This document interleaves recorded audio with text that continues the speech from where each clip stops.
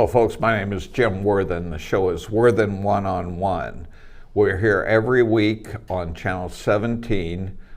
We play Monday at 1 o'clock, Wednesday at 5 o'clock, and Friday at 7 o'clock.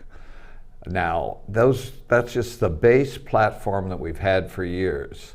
Right now, Mike Nichols is sending it out on his own Facebook page, but it will be available to you probably before Monday on TVSB website, TV Santa Barbara website. There's a demand section. You go to it and you go down to the bottom. I don't know why they make me be the last person in that long list. They lie and say it has something to do with the alphabet. I've known the alphabet since I was 5 years old. Anyway, then the other platform is YouTube, and you go there, search Worthen One-on-One, and show will be there. And they're there for a long time. My granddaughter says they're there forever, and it's so embarrassing. And going to embarrass her great-great-granddaughter. They'll have to see me on the internet. I'm so abused, I really am. That's why I like my pastors, because they help me with realizing that I'm not abused by God, in fact, saved by what we're coming into our Easter season, saved by the sacrifice. I get accused this time of year of it being religious shows, because I have 2 or 3 in a row. I get accused going back a few weeks and going forward into the elections of it being a political show. And then I remind people of Arthur von Wiesenberg and Animal Zone, of Robert Ehringer and the Drive books, of people who, artists, singers I've had over the years. You remember the Quins and the Dancing Daughters for St. Patty's Day. So, you know, I hope eclectic. I hope people can find a reason to watch all the shows. And because of the websites, they can refer them to people all over the country. But specifically, there'll be a lot of people who they've undone their cable. I guess it's cut the cable. And so they are seeing things on the internet. The shows come over really well on the internet, big screen, so pass it along. Now, today I have a new experience for me. This is the first change in pastor, senior pastor and director of staff. She'll tell us the right words, but it's the first change in about 15 years at the First Presbyterian Church. Now, we'll get into this, but people say, First Presbyterian Church, where is that? And out there in Goleta on Ahe Drive, or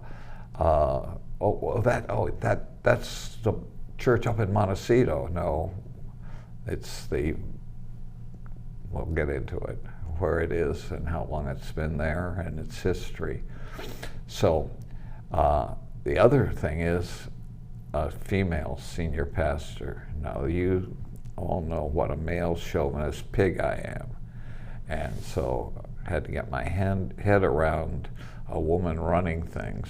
Then I remembered my mother, and I remembered my wives, and I remembered Prime Minister Thatcher, and thought, hey, in fact, maybe we should let women run things and men shouldn't be able to. I can't remember a woman who got us into a war, and almost every male does. Anyway, I digress. My guest is Ann Conklin, who has been here. I think your first sermon was the first of the month. It was. Okay. Ann, where were you born? Jim, I was born in Michigan, in the Detroit area, a suburb of Detroit. I was born in Royal Oak, but then lived in Birmingham, which is a small suburb of Detroit. What were your parents like? Well, my dad was a banker. He worked for Detroit Bank and Trust. And my mom had a degree in education, but soon after doing her student teaching, she started a family, so she was a homemaker. They were lovely people, very committed to the community. We had a lot of relatives in the Detroit area, so we saw a lot of family all of the time. Yeah, so they were wonderful people. Traditional Midwest. Traditional Midwest, there's nothing Siblings? like it. I have one sister who is a couple years older than me. Was she nice to you? Most of the time. You know, there was some sibling rivalry, but most of the time we got along quite well. I don't understand sisters. In my family, it's been brothers and a sister, not sisters all alone. I understand there's a different chemistry. There's no testosterone around, and it's probably nicer.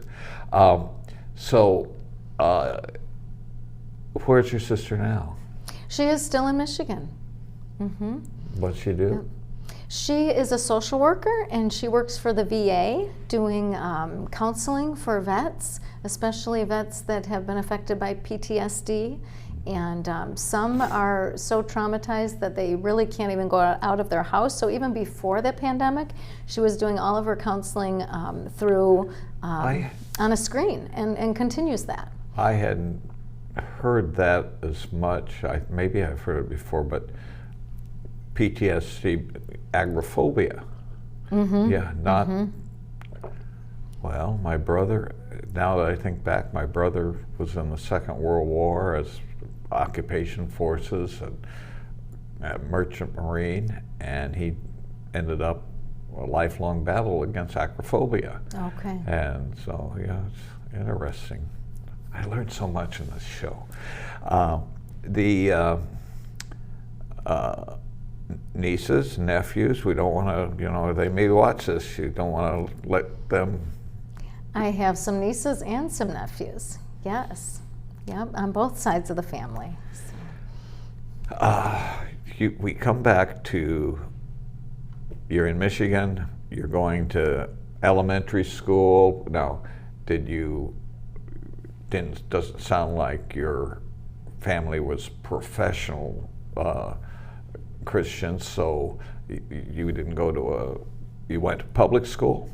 Went to the public school. That's a great question, though. We lived in this area where almost all of the kids went to the Catholic school, Holy Name. And my sister and I were really about the only kids in the neighborhood that went to the public schools.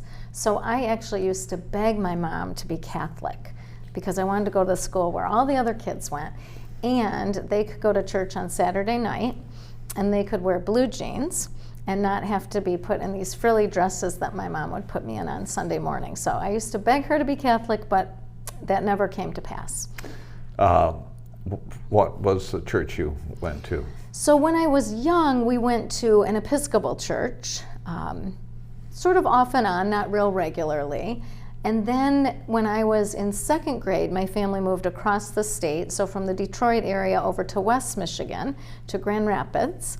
And at that time, we started going to a Presbyterian church. Your first experience with the committee system. Yes. Yes. The bane of Presbyterianism and the blessing of Presbyterianism, which I always like to do a little history. Our Constitution was written by Madison, taking the polity, the church rules of the Presbyterian Church as his basis. That's why we have elders, Senate, deacons, House of Representatives, stated clerk, president. The whole system is the same system as that was put into the Constitution. So we're back at your going to school, high school, elementary.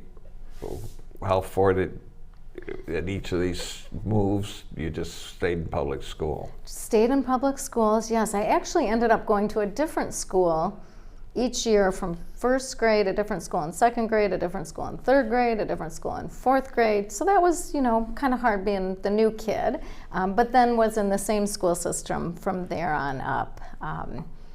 So we lived in Grand Rapids. We started going to Westminster Presbyterian Church, so that is where I actually was baptized, and then went through confirmation and was confirmed there. Got your Bible and got my confirmation Bible, and then I think it's special. Both of my children were baptized in that same sanctuary as I was, and so that means a lot to me. Not to be political, this is about Bibles, but they asked President Trump about his growing up, and he grew up in a Presbyterian church, and he brought his third grade Bible, his confirmation Bible, and I thought, how many people still have that, And so that's a real, it's almost like the quesadillas and the confirmations in the Catholic Church. That is and we're going to be doing that on Palm Sunday, right?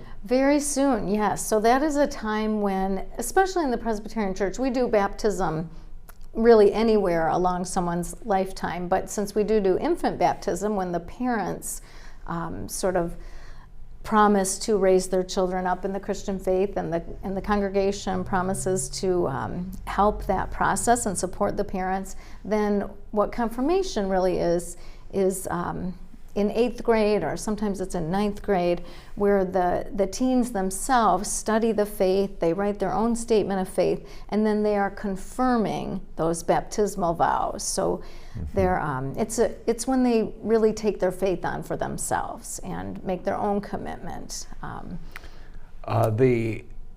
Just for your education, yes, you're talking about wanting to go to Catholic school, and in Santa Barbara there's a school, Bishop Diego High School, and I think it's kindergarten through high school, and a lot of non-Catholics put their children in there. Over the years, I've known people that were if we can get our children into Bishop Diego, because people have always understood the public high schools and public schools, but they also have seen in parochial schools, Catholic schools, homeschooling, that there's an enhancement, and they've reached out for it. And the Catholics in this community have been very open. So you going to graduate? Did you play any sports? Were you a soccer girl, or? I was never good with sports with a ball, but I could run in a straight line, and so I did some track, and I also was a diver. So diving was my main sport, and I did that in high school. When I graduated from high school, then I went to the University of Michigan, and it's a very large school. I did not continue diving at that point. Well, diving, that's when you go up a tower. Sometimes it's 20 feet, sometimes it's 50 feet. That water comes up quick. It does. And it makes a sound.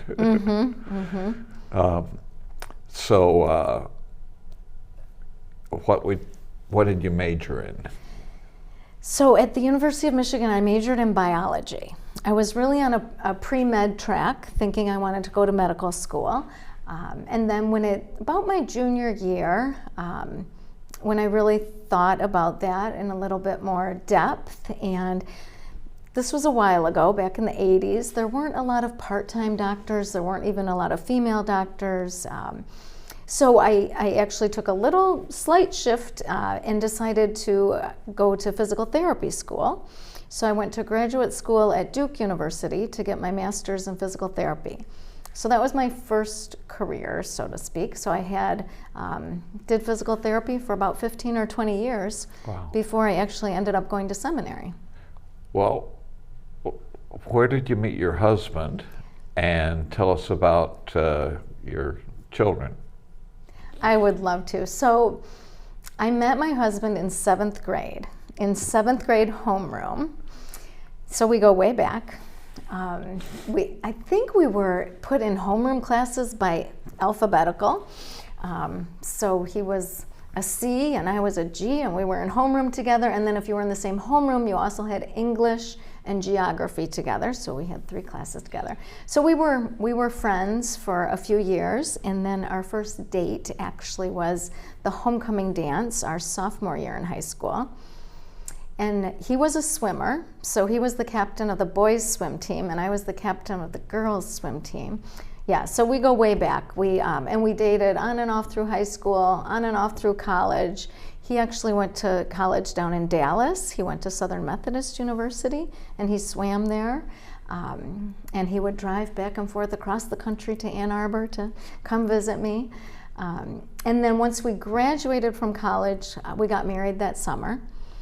And then we moved down to North Carolina so that I could go to grad school at Duke. And then when I graduated, we moved back to our hometown. We moved back to Grand Rapids, Michigan. Our families were there. It's a great place to raise a family. So that's where we raised our family. I've got a new nickname for him. Blessed Stalker. He followed you back and forth. And He did. He's my rock. You know, Peter in the Bible means rock, and my husband's name is Peter, and he has absolutely been my rock throughout my life, so I'm very blessed. And we have 2 children who are actually no longer children. They are young adults. So our firstborn is named Lily, and she's 25 years old. I can hardly believe it. And she's a social worker. She lives in Chicago. She works for the Chicago Public Schools doing social work.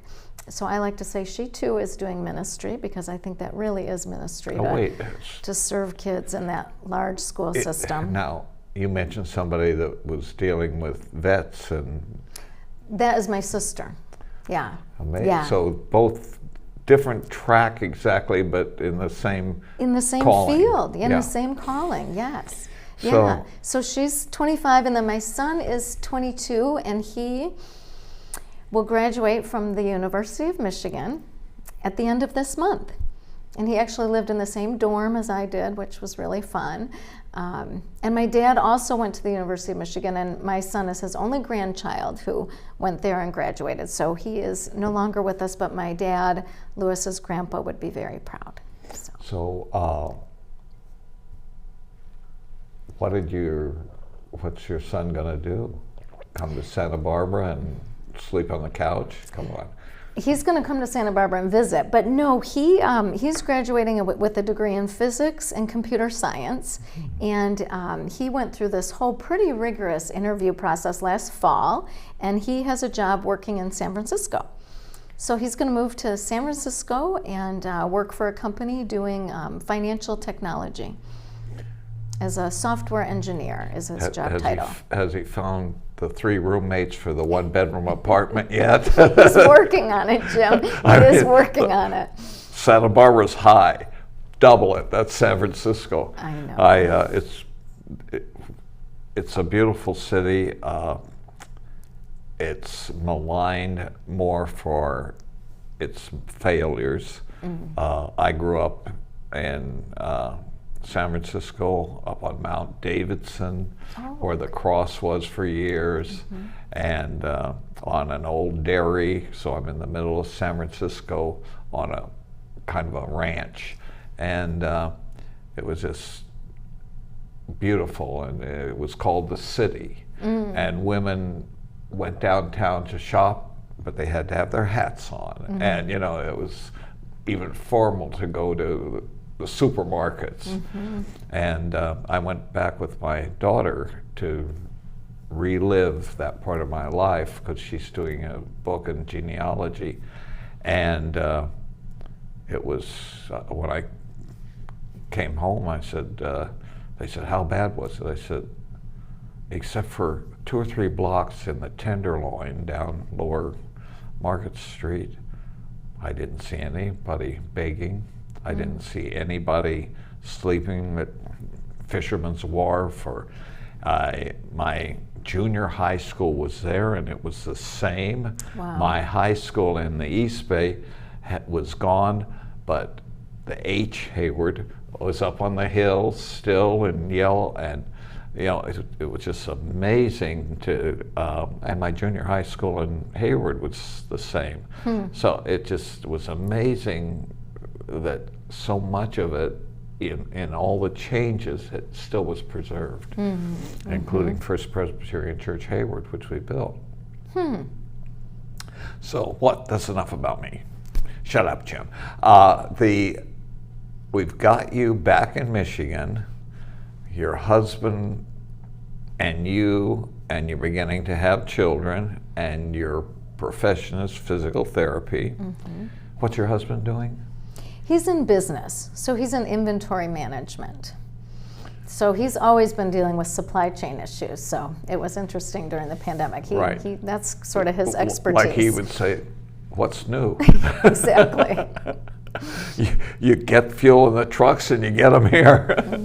It's amazing how we assume that a problem is something that's never been faced before. I mean, I bet he could write a book on problems that have been faced before that aren't new. Has he forgiven me for being a 49er fan yet? I think so. Arizona Cardinal. As long as he doesn't change and be a Rams fan, I'll be okay. Okay. All right. I'll tell him. Yeah. Mentioning Peter the Rock, I see him in the church when you're preaching and he's sitting there stoically like a rock, watching you, and no cute waves or anything. No, he doesn't do that. So you're there, wonderful life, a couple of children are there, and what changed? Oh wait, were you active in the church during, going to church and everything during that period of time? Well, I had actually been away from the church for a while, from about early in high school through about my mid-20s. And it's interesting, when I was working at a hospital as a physical therapist, several of my patients began to share their faith with me because their faith was helping them through the difficulties that they were going through, either having a stroke or a brain injury. And so they would share Bible passages that were helping them in this difficult time. Some of them would tell me about the cross that they were wearing around their neck. And one patient even brought me a Bible one time. And one of my coworkers shared her faith with me. And so something just started to really stir in my spirit. You were already accepted Christ when you were a Christian in your early high school era. I had just been away for quite some time.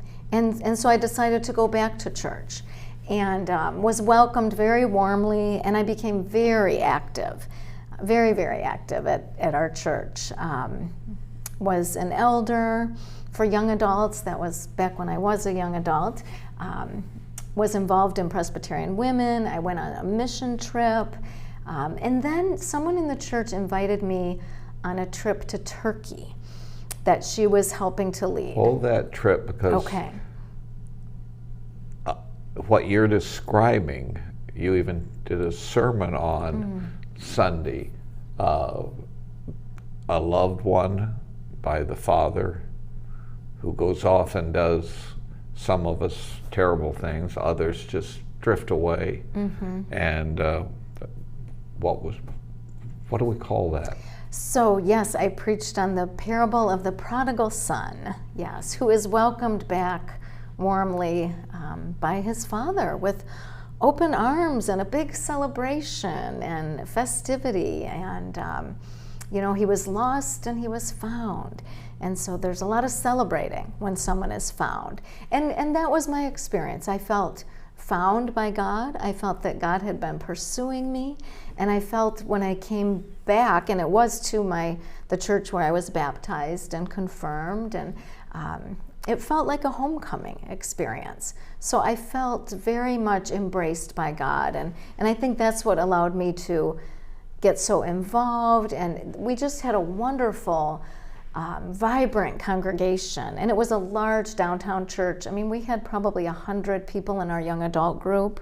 So we were making a lot of friends and just growing in our faith. And and then I went on this trip to Turkey. And we went to, we sort of followed Paul's journey and went to all of either the churches or the ruins of the churches of the 7 churches of the book of Revelation. And it was a bunch of pastors and biblical scholars, and I just learned so much, and I wanted to learn more. And so my desire to learn more eventually led me to seminary. So you went to seminary as a scholar rather than somebody, I'm going to be a pastor. That's exactly right. I did not really have any thought about what the outcome would be or any goal, or didn't go to seminary to become a pastor. It was really to learn. It was a call specifically more to seminary to learn. And I thought maybe I would just have more knowledge to be a better Bible study leader or Sunday school teacher. I was still practicing physical therapy at the time. And then right around the time that I started seminary, someone left the staff of our church, and my pastor called me into his office, and he wanted me to take this job working at the church. And I had just... now this wasn't a minister, this was a staff person. This was a like staff person. Christian education, Yeah. or yeah. It was called Minister for Membership. So it was following up with visitors, facilitating small groups, helping people get more involved in the congregation. And so I told him I would pray about it, and I did. And it seemed to make sense, and it seemed like that was where God was calling me. So it worked really well. I worked at the church part-time and went to seminary part-time, and both helped the other, so it really helped. And I did, so I was in seminary part-time for 4 years, and then I felt a real sense of call to go full-time, and so I left my position at the church and was full-time then. This time frame, you had small children. I did. And you had Peter, your husband. How was that working? What was the chemistry and you doing all these things? Yeah, it was, it all worked, and I'm so grateful. The seminary I attended was in Holland, Michigan. It was a seminary of the Reformed Church of America. So it was about a 45-minute drive, so I could commute. My classes were all when my kids were in school. So I was usually home when they got home from school. And maybe one day a week when I couldn't be, we had wonderful next door neighbors, and so the next door neighbor girls would come over and be there to look after my kids for an hour until I got home. So, but yeah, it was busy. I think they were in kindergarten and 3rd grade when I started, and they were teenagers when I finished. Yeah. I'm sorry to break out laughing, but No, that's okay. You and I shared some things about me a few days ago in my life. And one thing I left out was a blank from when I was about 5 or 6, to when I was 11 or 12. Okay. And that's going from a Presbyterian church in downtown San Francisco to a Presbyterian church in Hayward, California. And during that, the area where we lived, a new church was being built, and it was the Reformed Church of America Church, at which the polity, the structure is very much like Presbyterian. And Reverend Natras, we became very close friends, and I'll tell you about later, a miracle happened to me, a true miracle there. And so it's interesting how these correlations occur. No, we're not brother and sister. Yes, we are. So you get through this lengthy process in handling all these things and get through seminary. And you say, at what point did you feel called to be a pastor? Yeah, that's a wonderful question. So it really was once I became a full-time student. I think that's when God really worked on me, and I call it did this pastoral formation work. And at that time, too, I had been on the staff of my home church, which was a large downtown church. And the Presbyterian that oversees the education of seminary students and their field placements thought it would be a good idea if I had some experience at a smaller rural church. So there was a church in our area where the pastor was going on a medical leave for treatment for cancer. And so they asked if I would preach there on Sundays. And again, I had a lot going on with, I think I had 18 credits at the time and 2 children and, you know, keeping up a household. And so it really didn't make any sense. But when I prayed about it, I really felt called to go help out this small church. It actually was in a town where I had managed a physical therapy clinic for 5 years. So I knew a lot of the people in the town, knew the administrator of the hospital. So I agreed to do it. And a couple weeks in, the pastor actually passed away of breast cancer. So I ended up staying with that. A man died of breast cancer. It was a woman. Oh, okay. It was a woman pastor, yeah. And so I ended up staying with that congregation for several months to help shepherd them through this difficulty of losing their pastor. And it was in doing that that I felt the call to then become a pastor, or that in doing that I was becoming a pastor, and God was shaping me and forming me for that. Just so the audience can get an idea, the church you were raised in and part of was 1,000 to 2,000 members. It was about 1,500. Okay. And this church was 100 or less? Yeah, probably. So people don't, and I've had debates here in our local community with churches, and this church has lost so many members, and this church, and then there's a mega church, and they forget that there's probably 200 churches that meet every Sunday, some as small as 5 to 10 people. That's right. And that's true of our faith and our polity. It's not one size, and that one size wouldn't fit all. It wouldn't. In fact, many, I think I don't remember the most current statistics, but last I heard, at least 50% of churches are under 100 people. So we tend to think about these mega churches or these large parishes, but there's a lot of small churches out there, and they're doing wonderful ministry and are full of faithful people. Yeah, not an argument, but somebody said to me once how the church is falling apart, and it's the end of churches, and I said, no, I think this what he was calling a schism and everything. I think that this is really God reaching out to more people in different ways. They still come back to the cross, which we'll talk about next week, folks. But they, I see a grand, wonderful picture there where other people see a trouble. Am I crazy? I don't think you're crazy. I think it is. About this, so you don't think I'm crazy. No, now this other thing. I think it is God reaching out to people, and a lot of people really want a sense of community, and you can have that in a smaller church to really know and be known and become active right away. And sometimes better. Yes. The mega churches have a problem with developing these communities, these groups that everybody knows, and they do things together. And usually, in most churches, they divide up by age and status. Young marrieds, cruisers, different groups, different age groups, which we've in our church before the pandemic tried to break that up with small groups, and we tried to have people of different ages.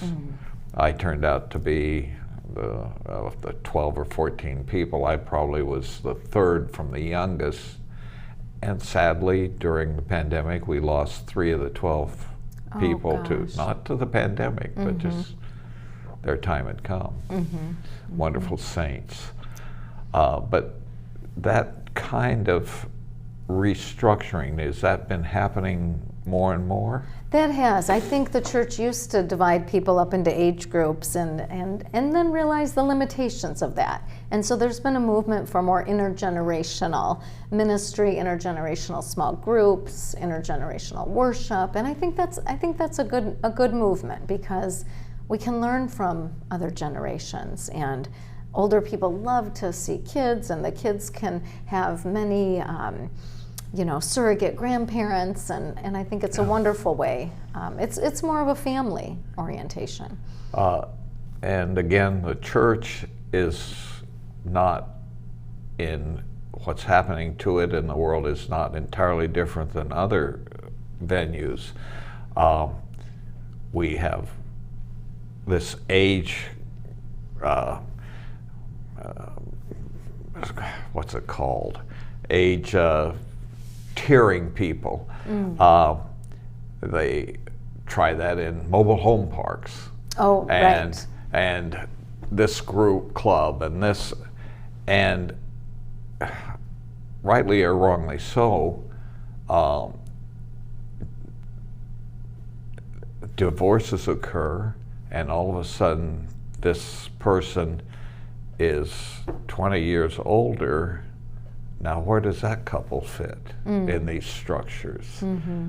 Are they, just isolated from, you can't live in this mobile home park, or you don't fit any of our groups in church. Right. You 50-year-old guy, you can't bring your 30-year-old wife to our couples group. Mm-hmm. So it's a.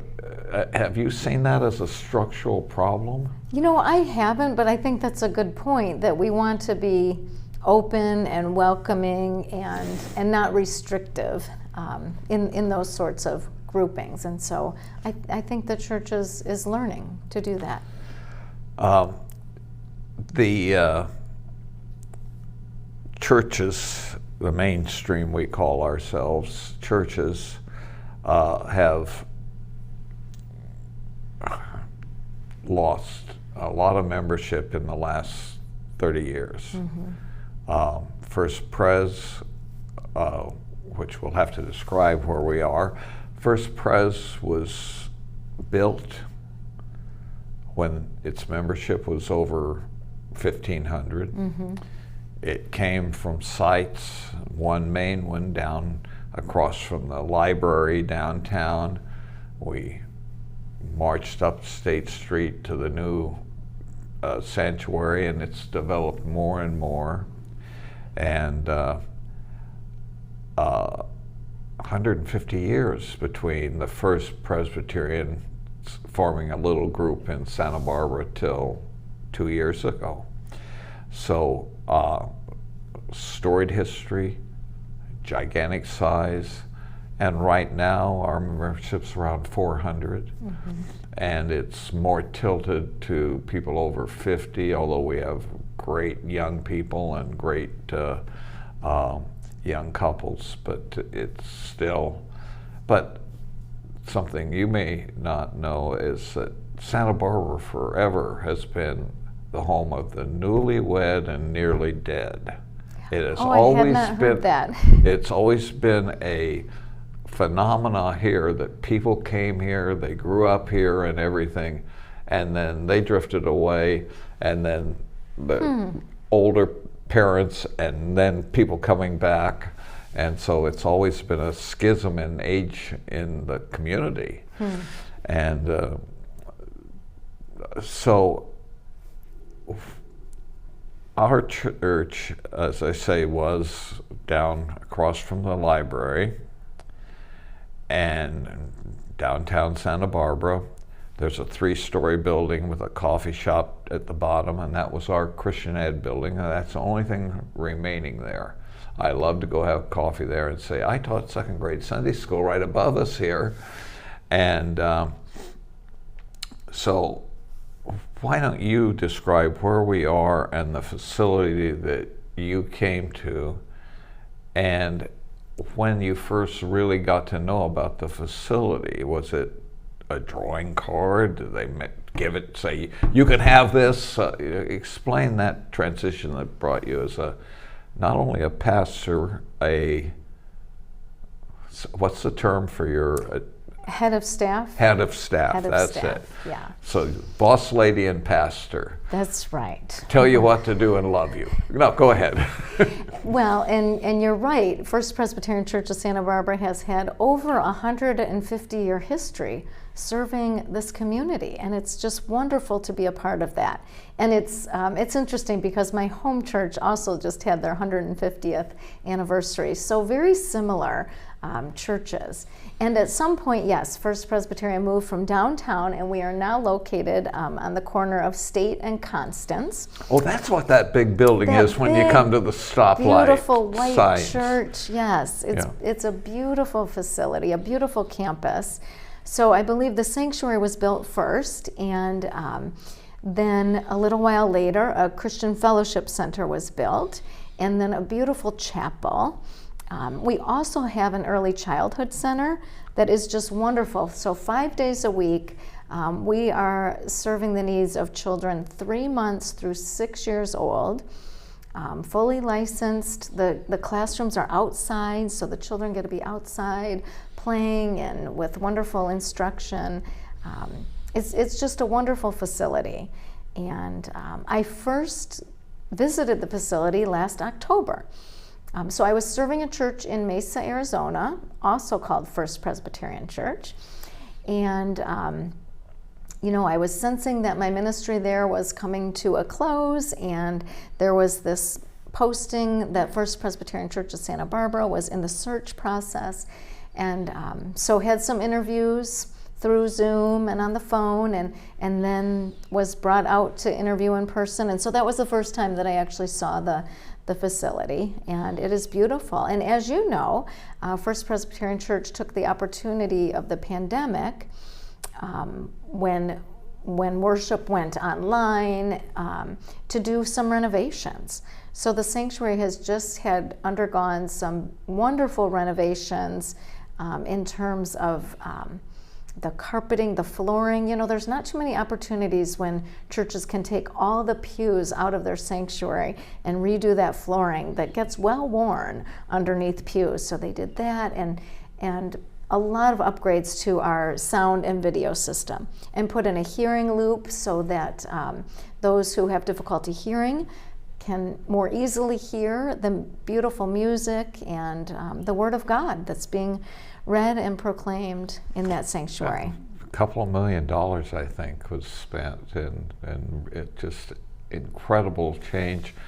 And yet, for many years prior to that, our sanctuary was the go-to place for choral societies, symphonies, the Westmont's choirs, the what's it called, Messiah Sing-Along. The Messiah Sing-Along. It was a community available sanctuary, and same thing with our fellowship hall that you and I were just discussing.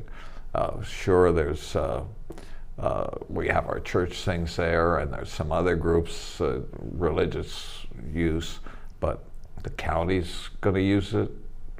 You just told me for their elections in the fall, and I think even in August there's some primaries, and they're using it for that. Well, they do training of election people who are working in the polls everywhere, and AA. It's just our facility is there for the public, not just the Presbyterians on Sunday. Thank you. Yes, we really want it to be of service to the community. And so it is. We're also a designated warming shelter, so we get activated for that when temperatures are going to drop below a certain level. For the homeless. Yes, so one of my first weeks here, we were activated on a Thursday night. There were several people who have found themselves to be homeless who were provided a meal and warmth, and were sleeping, on cots and mats, and provided bedding in our fellowship center. I don't want to take too much of your time, but there was an occurrence back with the homeless community taking over parts of downtown. It's in fact rose again. And I had sold a little restaurant just next to the where the Museum of Art is, and the homeless had taken over the little enclave there. There'd be 20 or 30, and they'd say terrible things to tourists and follow women and be drunk and even fighting. So I had them arrested, and unlike people who complained, I stayed there till they were arrested, or I made a citizen's arrest 19 times.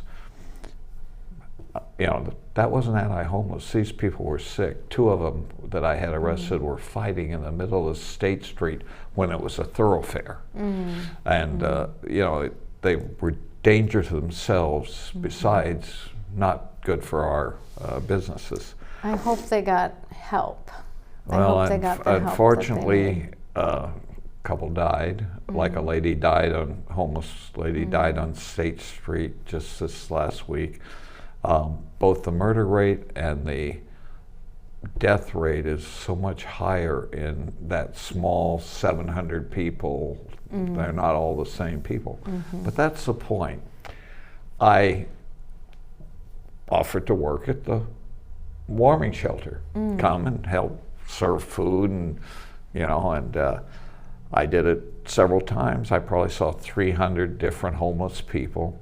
First time I came, a great old elder who was helping and running it, Bert Willoughby, and I'd known him for years, and I said, Bert, you know, I've had some real problems. I've had a lot of these homeless people arrested.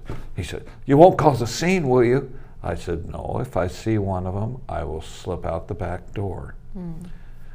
300 people, never one of the ones who were on State Street, never one. This was an enlightenment to me, but it was a proof that there's different categories with different needs of the homeless. And our church, through the submission food, where they The Transition House? Yeah, Transition House, and we used to serve food in Alameda Park. We still do that as well. Yeah, and Transition House is an organization that serves families who are homeless. Right. So their specific mission is to families. Yeah, it's our church supports 20 different missions, including, people think of the missionaries. Well, Transition House is a missionary, and the mission is a missionary. Salvation Army, you know, they're missionaries to our own community in need. Yeah. So we support mission locally here in Santa Barbara, but also around the world. So we partner with our denomination's mission co-workers in various countries. Yeah, we have a. You want to tell a story of hidden treasures? That is a wonderful mission. Sure, I would love to tell what I know, and then since I am sort of the new kid on the block, you could fill in. But there is a woman, Nita Hansen, who's from Thousand Oaks, and she started this mission called God's Hidden Treasures, and it's a mission in Ukraine. And she started this years ago. And it's specifically geared towards helping children and adults with disabilities. So when this war broke out, her people there were filling up vans, especially with people with disabilities that can't move about easily or readily. So she was taking them in vans and taking them to the border and taking them into other European countries who were receiving refugees from Slovakia, Ukraine. Poland. And then she would fill the vans back up with supplies, much needed medical supplies, things just even like water purification pills and other sorts of supplies, and bring the vans back into Ukraine filled with supplies. Yeah, 17-hour round trip or something. Yeah. They were blessed. Some people forget it's a Christian religious organization, but the Red Cross designating two of their vans as Red Cross vans. Yes. So that gave them a monicum of protection. And they that's so weren't important. right in a fighting area. They were in a more rural part of the Ukraine. Yes. She's, since the last 5 years, she's been back on visits 3 times. And we'll preach, and then we'll have a reception with good food. And Yes. And as you know, we're getting almost daily updates from Nita by email, and so we're seeing pictures of some of these vans full of just, God's beautiful children and who are being protected. And so it's a blessing. And the prayers are helping. The prayers are helping, and I don't know the statistics, but besides our ongoing common support of, as you mentioned, it's groups of churches support her, and whatever the $2,000, $3,000, $4,000 a year that we give, I think there's been an outpouring in our church of other money to support. I think I bought a tank of gas, and I have an anonymous friend that gave $500, and so it's been a mission for all of us. Absolutely, and it's a way that we can be of concrete material help when there's really this crisis going on in that region. Now we skipped because we had a transition to your call here. And we left you back at that little rural church as your first pastor. We've got about 5-6 minutes. Would you quickly take us through the other churches and what you did in those churches? Oh, absolutely. Yes. So I served that church for a season, a pretty short season, and then they called another pastor. And so my first call was in a church that was actually a church plant of my home church. So my home church was Westminster, and then the first church that I served as pastor was Eastminster, and that was in Grand Rapids, and that was a wonderful experience with, again, just some faithful people, and it was in my hometown. So go ahead. I'm going to interrupt you so the audience understands the Presbyterian polity, governing. We don't have bishops. Right. Nobody sends the pastor to the church and says, here's your pastor. Not that there's anything wrong with that, but we don't have a pope. Right. And I once was asked, why, if you really, and I do revere the Pope, why aren't you a Catholic? I said, because I didn't get to vote for him. And, so we have a bottom-up choosing our pastors. So you're church in the same community. Yes, and it was interesting because it was in the same community. In the congregation was my driver's ed teacher, my middle school principal, things like this. So it was really wonderful. And then it was actually about when my husband and I were becoming empty nesters. We sensed a call to Arizona, so we moved across the country to First Presbyterian Church of Mesa, Arizona. And that was a wonderful experience, again, serving with faithful, committed people. It was in a downtown area where there was a lot of need. We had a food pantry, we had a clothing closet, we did mission trips to the Navajo Nation and down to the border with Mexico. So I was there for just about 5 years, and then just started here in Santa Barbara. March 1st was my first day at First Presbyterian Church. But all 3 of these churches, you pointed out that I'm a female pastor, so all 3 of these churches, I was the first female pastor head of staff. So I am blazing that trail for all the little girls who weren't sure if they could be a pastor or whatever else. Well, I'm a devotee of Fox News. I love it on Sunday morning when Fox and Friends ends and Hemner says, now go to church. I love Sharon Bream, who has written The Women of the Bible, a book, and now she's written The Mothers and Daughters of the Bible. And she's taken the stories that we know and written their impact on us today. And so I've softened on being against female pastors. And well, I'm glad to hear that. Well, I'm not sure I wasn't I'm not sure I was against them. I think I was just stupid and didn't understand everything. And going back to, both my parents were born in the late 1900s, 1990s.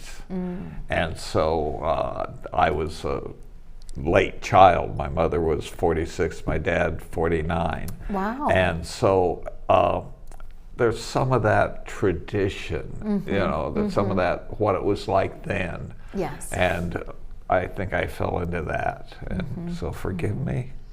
You are forgiven. I know the Lord forgives me, but Absolutely. I need forgiveness.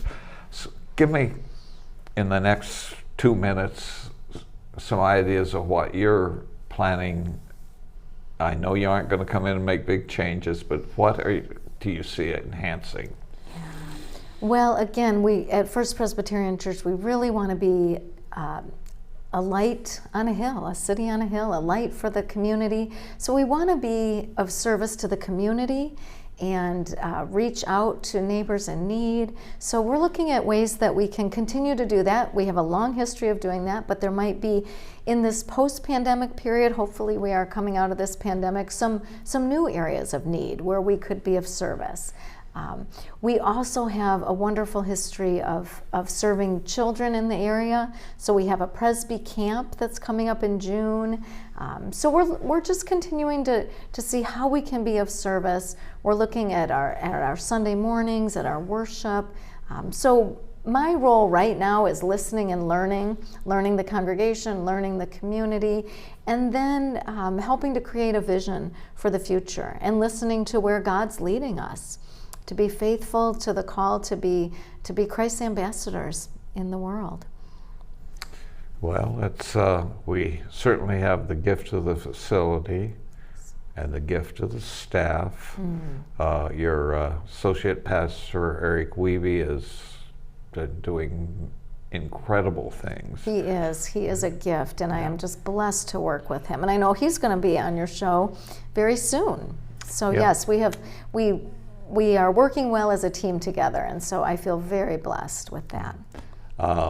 And of course, when we talk about youth, we can't forget, and several have transitioned into the church, those 80 children in our renowned, you don't know how renowned our preschool is in this community. It's Absolutely. One of the, I've never heard of other good preschools being talked of being better than ours. In fact, they might claim, well, we're as good as they are. Yeah, it's a wonderful early childhood center, yes. Well, thank you for giving me this time and our audience.